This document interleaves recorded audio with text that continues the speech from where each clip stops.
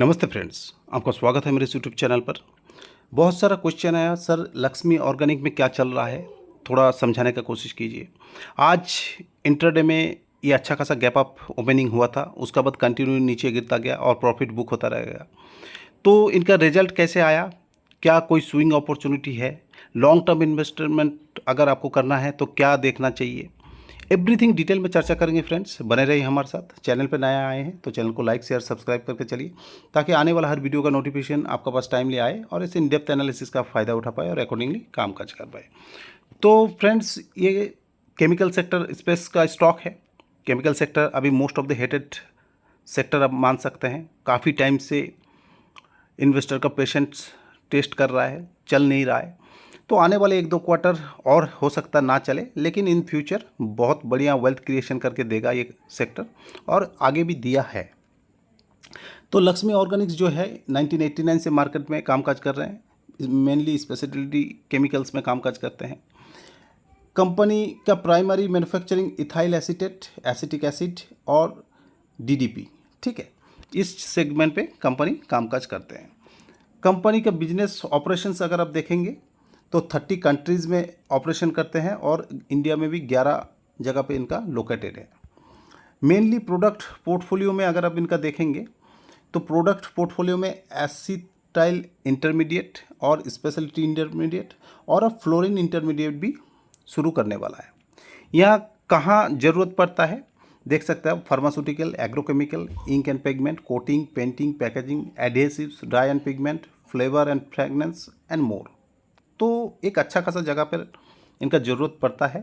तो demand oriented है, कोई प्रॉब्लम नहीं है। इंडिया से 54% और एक्सपोर्ट से 46% इनका रेवेन्यू वगैरह आता है। Operation Europe, China and other 620 plus customers through है, एक्सपोर्ट का थ्रू इनका आता है रेवेन्यू, ठीक है। देन आप देख सकते हैं फ्रेंड्स कि मैन्युफैक्चरिंग फैसिलिटी कहाँ कहाँ है, एवरीथिंग डिटेल में लिखा है। कंपनी एक्सपेंशन प्लान भी कर रहा है दहेज में, कैपेक्स भी कर रहा है, R&D फैसिलिटी कर रहा है। मार्केट पोजीशन अगर आप देखेंगे तो मार्केट पोजीशन में कंपनी रैंक 1 प्रेजेंट करता है इंडिया में and 6th largest globally with the largest market share of 30% in India. Similarly SI sector में ये क्या था, AI सेगमेंट में, और ये SI सेक्टर में भी नंबर 1 रैंक करते हैं। 30 पर प्रोडक्ट डेवलप करते हैं R&D के थ्रू और 50% मार्केट शेयर इस सेगमेंट में इनका पास है। तो एक अच्छा खासा प्रेजेंस आप बोल सकते हैं। Company backward and forward integration भी कर रहा है ताकि डिमांड एंड सप्लाई वगैरह जो भी है मीट कर पाए। कंपनी अगर देखेंगे एक छोटा सा स्मॉल कैप कंपनी है, फिर भी मार्केट लीडर आप बोल सकते हैं। 7,000 करोड़ का मार्केट कैप है। करंट प्राइस 260, 321 का 52 वीक हाई और 222 का 52 वीक लो। स्टॉक का पी अगर आप देखेंगे तो 60 के आसपास का काज कर रहा है, जबकि इंडस्ट्री पी है 36। तो इंडस्ट्री पी से आपको महंगा मिल रहा है। ROC ठीक ठाक है, ज़्यादा कुछ आपको डिटेल मिलेगा नहीं। बहुत ज़्यादा पुराना लिस्टेड कंपनी नहीं है, न्यू लिस्टेड कंपनी है मान सकते हैं। लेकिन ऑपरेटिंग प्रॉफिट मार्जिन ठीक ठाक मेंटेन कर रहा है, EPS भी ठीक ठाक है और नेट प्रॉफिटेबल कंपनी है, ये हमें देखना चाहिए। चार्ट एट ए ग्लैंस अगर आप देखेंगे, कंपनी लिस्ट होने के बाद एक अच्छा शूटअप किया था, अच्छा खासा वैल्यू जनरेट किया था और लॉन्ग टर्म में अच्छा गया था। उसके बाद जैसे ही केमिकल में बैड न्यूज़ आना चालू होता है और ये 220 के आसपास आके लो बनाता है, वहाँ से सपोर्ट लेके हल्का सा ऊपर कामकाज कर रहा है। स्टॉक का पी अगर आप देखेंगे तो अर्निंग में गिरावट है, इस वजह से पी में ज़्यादा बड़ा हुआ है और अपना मिलियन पी से ऊपर भी कामकाज कर रहा है। ये अर्निंग जैसे जैसे EPS बढ़ जाएगा ये ठीक ठाक आपको दिख जाएगा। सेल्स में कोई ज़्यादा बढ़ोतरी नहीं है, लेकिन ज़्यादा गिरावट भी नहीं है, ठीक है। सेल्स ठीक ठाक है, ऑपरेटिंग प्रॉफिट भी ठीक ठाक है, ऑपरेटिंग प्रॉफिट मार्जिन मेंटेन बढ़िया कर रहा है। प्रॉफिट नेट प्रॉफिटेबल कंपनी है। 38-11 बीच में घटा था, दिन 27-44 अपने आप को रिकवरी कर रहा है धीरे धीरे, डिमांड बढ़ रहा है कंपनी का। तो नेट प्रॉफिटेबल कंपनी आप बोल सकते हैं। ईयर ऑन ईयर अगर आप देखेंगे, year on year cell 1700 crore से 3000 करोड़, फिर गिर जाता है 2700 करोड़, अभी 2800 करोड़ के आसपास चल रहा है, ठीक है। देन नेट प्रॉफिट में भी देख सकते हैं ऐसे ही वोलाटाइल आपको दिखेगा, 127, 257, देन गिर जाता है 125, देन 121, ठीक है। तो बीच में कंपनी का दिक्कत हुआ था, सारे केमिकल सेक्टर में ही हुआ था, अकेला इस कंपनी को नहीं, लेकिन धीरे धीरे कंपनी रिकवरी कर रहा है। Compounded sales growth, profit growth, stock CAGR, कुछ आपको रिटर्न ऑन इक्विटी कुछ भी बढ़िया नहीं दिखेगा, क्योंकि लिस्टिंग का बाद ये कुछ अच्छा कामकाज नहीं किया। शेयर होल्डिंग पैटर्न अगर आप देखेंगे, प्रोमोटर कंटिन्यू 69% होल्ड कर रहा है। एफआई ने हल्का सा बढ़ाया है, डीआई ने भी हल्का सा बढ़ाया घटाया बोल सकते हैं ईयर ऑन ईयर, लेकिन क्वार्टर एंड क्वार्टर, लेकिन सितंबर 2023 से तो बढ़ाया है। ठीक है, पब्लिक इसमें बढ़ाया है, 26% तक हो गया पब्लिक का। और नंबर ऑफ शेयर होल्डर अगर आप देखेंगे वहाँ पे गिरावट आया है, 452, 448, 428 इंडिविजुअल स्टॉक शेयर होल्डर गिरा है। रिजल्ट अगर आप देखेंगे फ्रेंड्स, रिजल्ट कंपनी का बढ़िया आया है। सेल्स में ईयर ऑन ईयर 8% का बढ़ोतरी, ईबिटा में 55% का बढ़ोतरी, नेट प्रॉफिट में 83% से जंप आया है, और ईपीएस में भी 75% से जंप हुआ है। इसी वजह से कंपनी आज जैसे ही ओपन होता है, एक अच्छा खासा गैप अप ओपन हुआ है। देखिए पिछले कल यहाँ पे कंपनी कामकाज कर रहा था, आज किसी को भी मौका नहीं दिया कि रिजल्ट को प्ले करे।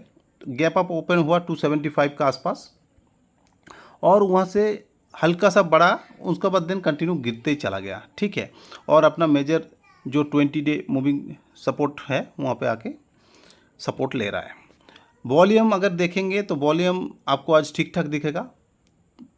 आरएसआई भी पॉजिटिव था, लेकिन धीरे धीरे जैसे जैसे प्रॉफिट बुक होने लगा तो ये गिरा।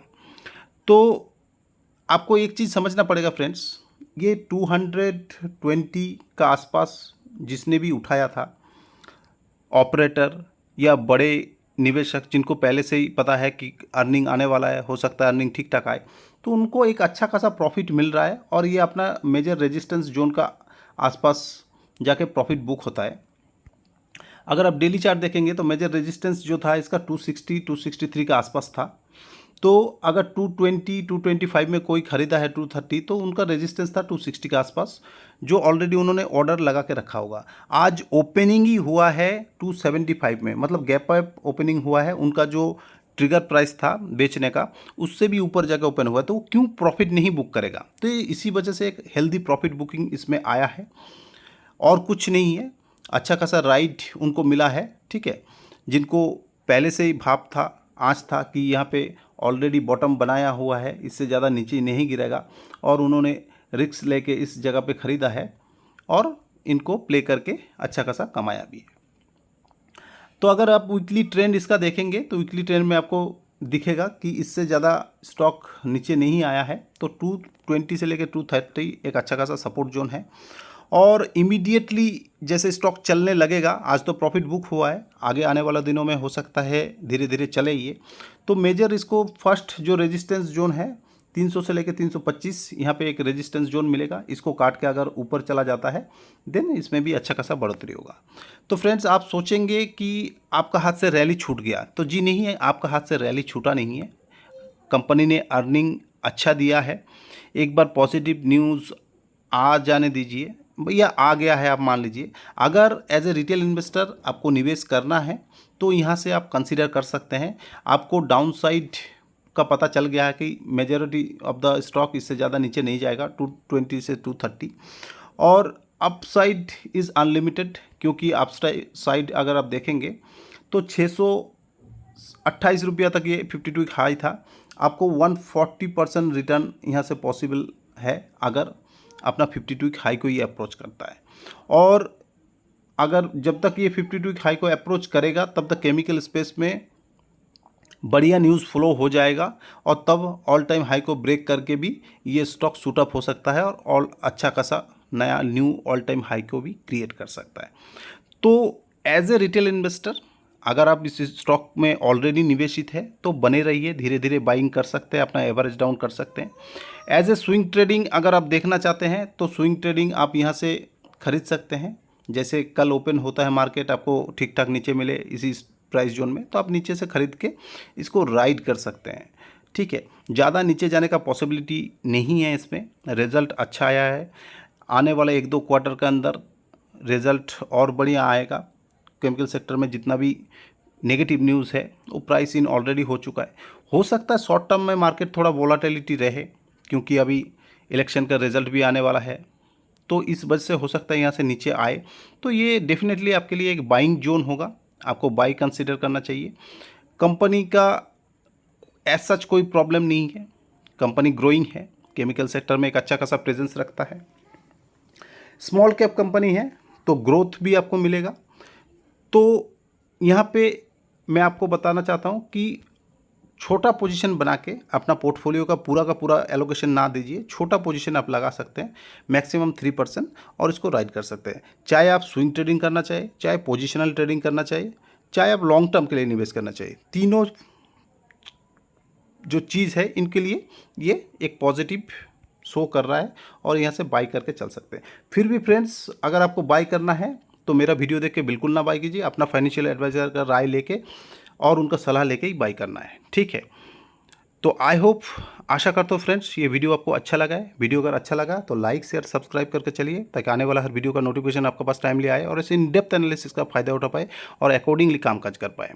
डीमेट अकाउंट ट्रेडिंग अकाउंट नहीं है, नीचे लिंक दिया रहेगा, नीचे लिंक में जाकर आप demat account trading account open करके मल्टीपल IPO में अप्लाई कर सकते हैं और अपना IPO अलॉटमेंट चांसेस बढ़ा सकते हैं। Thank you friends, have a nice day.